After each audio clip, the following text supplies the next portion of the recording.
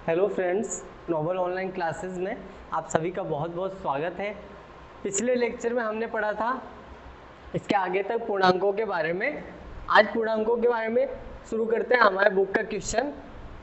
इसमें हमें दे रखा है पूर्णांक 7, -4, -5, 4, 0 एवं -4 को आरोही क्रम में क्रमबद्ध कीजिए और अपने उत्तर की जांच करने के लिए इन्हें एक संख्या रेखा पर अंकित कीजिए। तो अपन पहले इसमें अपने पास जो संख्याएं हैं, संख्या क्या है, संख्याएं अपन को दे रखी है 7, -5, 4, 0 एवं -4।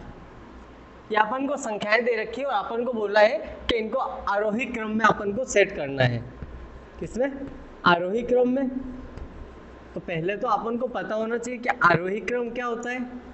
पिछले लेक्चर में अपन ने आरोही क्रम और अवरोही क्रम के बारे में पढ़ा था। तो आरोही क्रम वो होता है, संख्याओं के बढ़ते हुए क्रम को अपन बोलते थे आरोही क्रम। संख्याओं के बढ़ते हुए क्रम को अपन बोलते थे आरोही क्रम। छोटी संख्या फिर उससे बड़ी, फिर उससे बड़ी, फिर उससे बड़ी, उस क्रम को अपन बोलते हैं आरोही क्रम। तो आरोही क्रम में इसको अपन को सेट करना है। तो इसमें अपन को देखना है पहले सबसे छोटी संख्या अपनी कौन सी है। पहले अपन सबसे छोटी संख्या, फिर उससे बड़ी, फिर उससे बड़ी, और लास्ट में अपनी जो सबसे बड़ी संख्या होगी वो आएगी लास्ट में। तो इसमें से अपनी सबसे छोटी संख्या कौन सी है? सबसे बड़ी संख्या है अपनी 7। 7 क्यों है? क्योंकि जो अपने धनात्मक पूर्णांक होते हैं वो होते हैं अपने बड़े, और जो ऋणात्मक पूर्णांक होते हैं वो होते हैं अपने 0 से भी छोटे। तो 0 अपने है बीच का। ये दोनों अपनी जो सबसे छोटी संख्या है वो है माइनस की 2 संख्याएं। अब इनमें से छोटी कौन सी है? अपन ने संख्या रेखा उस दिन बनाई थी तो अपन 0 आता था इधर। 0 के इधर अपन चलते थे प्लस में, प्लस का 1, प्लस का 2, प्लस का 3, इधर चलते थे धनात्मक पूर्णांकों में, इधर चलते थे ऋणात्मक में। तो 0 के इधर आता था -1, फिर आता था -2, फिर आता था -3, फिर आता -4, फिर आता -5।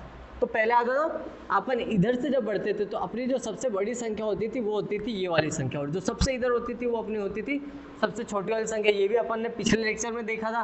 तो अपन जब इधर से देखते हैं तो अपनी सबसे बड़ी संख्या थी 3, फिर 2, फिर 1, फिर 0, फिर 0 से छोटी आती थी -1, -1 से भी छोटा होता था -2, और -2 से छोटा -3, -3 से छोटा -4, और -4 से छोटा -5। तो इसमें अपनी जो संख्याएं दे रखी है इसमें -4 और -5 में अपन को देखना है कि -5 और -4 में से ज़्यादा छोटी संख्या कौन सी है। तो -5 अपनी छोटी संख्या है। तो सबसे छोटी संख्या जो है वो है -5। -5 के बाद में -4, फिर अपना आता है 0। उसके बाद में अपन चलते हैं धनात्मक पूर्णांक की तरफ। तो -4 से बड़ी 0, 0 से बड़ी। अब संख्या बची अपने पास धनात्मक पूर्णांक 7 और 4। तो 7 और 4 में 7 बड़ा 4 छोटा है, तो पहले आएगा 4, फिर आएगा 7। ये आ गया 4, फिर आ गया 7। ये हो गया अपना संख्याओं का बढ़ता हुआ क्रम।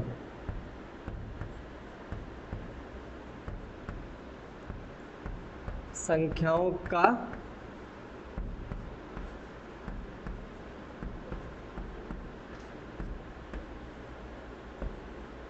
बढ़ता क्रम, संख्याओं का बढ़ता क्रम आरोही क्रम। आरोही क्रम को अपन बोलते हैं संख्याओं का बढ़ता हुआ क्रम। पहले सबसे छोटी संख्या -5, फिर उससे बड़ी -4, उससे बड़ी 0, उससे बड़ी 4, और जो सबसे बड़ी है वो है 7। आगे इसने अपन को बोला, अपन ने आरोही क्रम में क्रमबद्ध कर दिया।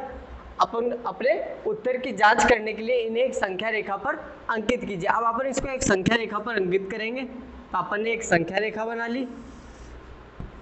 ये हो गई अपनी संख्या रेखा। संख्या रेखा जब अपन पूर्णांकों की बनाते थे तो अपन ने एक चीज देखी थी, इधर आता था माइनस अनंत, इधर आता था प्लस का अनंत, धनात्मक संख्याएं इधर, ऋणात्मक संख्याएं इधर, जो आता था बीच में अपना 0।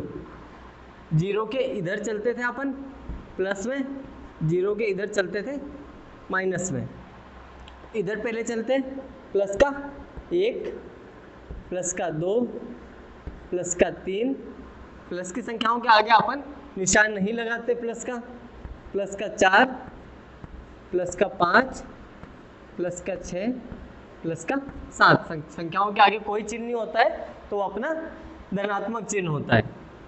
इधर चलते हैं माइनस में, माइनस का 1, माइनस का 2, माइनस का 3, -4, -5।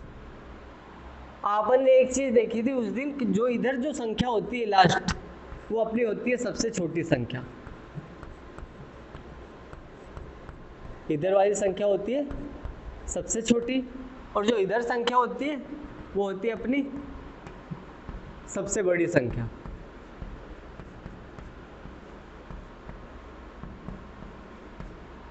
तो अपना जो पहला था -5, -5 कहाँ है? यहाँ। और अपन ने एक चीज और उस दिन देखी थी कि जब अपन इधर से इधर चलते हैं तो इस क्रम को अपन बोलते थे आरोही क्रम। मतलब सबसे छोटी संख्या, उसके बाद उससे बड़ी, फिर उससे बड़ी, फिर उससे बड़ी, फिर उससे बड़ी। और जब बड़ी संख्या से छोटी संख्या की तरफ चलते थे तो अपन उसको बोलते थे अवरोही क्रम। ये होता था आरोही क्रम और अवरोही क्रम में अंतर। तो अपन जो संख्या थी -5, अपन ने इनको आरोही क्रम में सेट कर दिया। अब देखते हैं -5 का है, ये रहा अपना -5, फिर -4, ये रहा -4। तो -5 सबसे छोटा, उससे बड़ा -4, फिर आगे चलते 0, ये रहा 0, ठीक है। -4 से बड़ा 0, फिर आगे 4, ये रहा अपना 4, 0 से बड़ा 4, फिर 4 से बड़ा 7, ये रहा अपना 4 से बड़ा 7। तो अपन पहले सबसे छोटी संख्या अपन लिखी, फिर उससे बड़ी, फिर उससे बड़ी, फिर उससे बड़ी, और फिर सबसे बड़ी। तो इस क्रम में अपन चले, इधर से अपन ने चलना शुरू किया, संख्याओं को इस क्रम में लिखा, -5, फिर -4, -5, -4, 0, 4, 7। तो अपन इधर से चल के बड़ी संख्या की तरफ गए, तो इस क्रम को अपन बोलते हैं आरोही क्रम। तो अपन ने संख्या रेखा पर अंकित करके देख लिया कि अपन ने जो उत्तर लिखा था आरोही क्रम का वो अपना बिल्कुल सही है। अगला टॉपिक है हमारा योज्य प्रतिलोम। योज्य प्रतिलोम क्या होता है वो देखते हैं। योज्य प्रतिलोम, मेरी कोई पूर्णांक है, मेरे पास कोई पूर्णांक है a, तो a का जो योज्य प्रतिलोम होगा वो होता है हमेशा -a।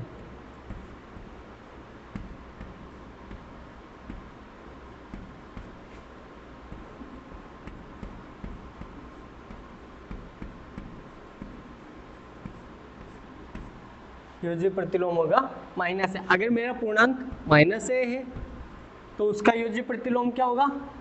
a। -a का योज्य प्रतिलोम होगा a, और a का योज्य प्रतिलोम होगा -a। तो अपना जो पूर्णांक होता है उसके साथ जब अपन योज्य प्रतिलोम जोड़ते हैं तो अपना जो उत्तर आता है वो हमेशा आता है 0। तो मैंने माना कि मेरा जो a है वो है 1, तो इसका योज्य प्रतिलोम कितना होगा? a कोई संख्या है, तो मैंने मान ली मेरी संख्या 1 है, 1 एक पूर्णांक होता है, तो ये हो गया मेरा पूर्णांक प्लस इसका योज्य प्रतिलोम हो जाएगा -1। तो जब इसको अपन सोल्व करेंगे तो प्लस माइनस हो जाएगा माइनस, और 1 में से 1 जाएगा तो हो जाएगा 0। यही होगा, 1 प्लस माइनस का 1 बराबर 0। जैसे उस दिन अपन ने सोल्व करना सीखा था, ये 1 और एक संख्या है -1, एक प्लस का। तो जब प्लस का और माइनस की संख्या होती तो उसको जब अपन सरल करते हैं तो अपन क्या करते हैं? माइनस बड़ी संख्या में से छोटी संख्या, और जो चिन्ह आता था वो आता था बड़ी संख्या का।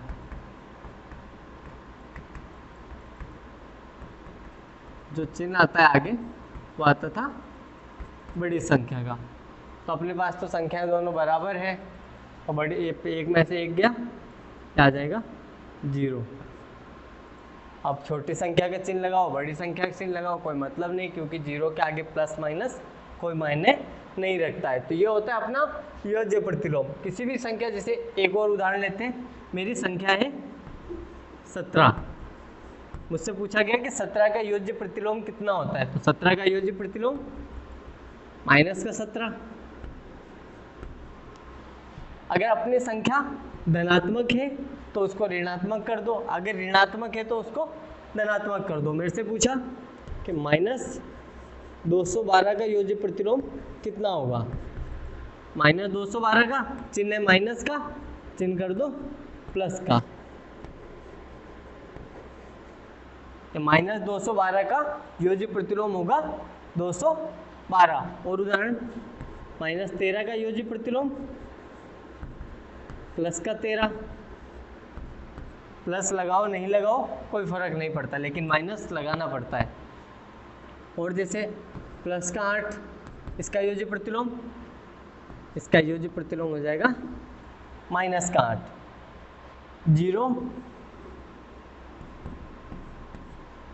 0 का योज्य प्रतिलोम नहीं होता है। एक 0 एक ऐसी संख्या है जिसका योज्य प्रतिलोम नहीं होता है।